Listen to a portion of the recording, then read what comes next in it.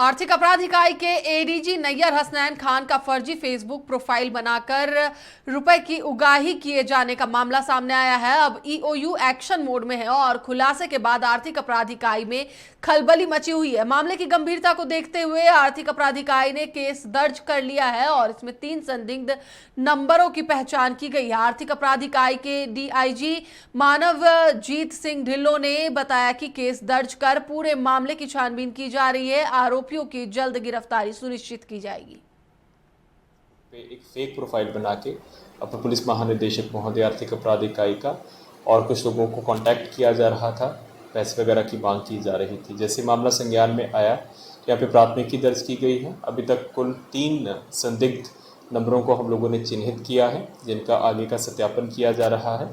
और इस तरह का मामला पहले भी आया था, उस वक्त भी अकाउंट को बंद करवाया गया था, टेक डाउन करवाया गया था और उसकी भी जांच चल रही है। ये एक जो अपराध शैली है अपराधियों की, ये अब धीरे धीरे बहुत प्रमुख होती जा रही है।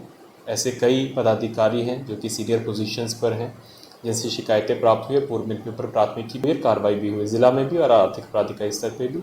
इस वाले मामले में भी जांच चल रही है, प्राथमिकी दर्ज हो गई है और जल्द ही इसके ऊपर कार्रवाई करते हुए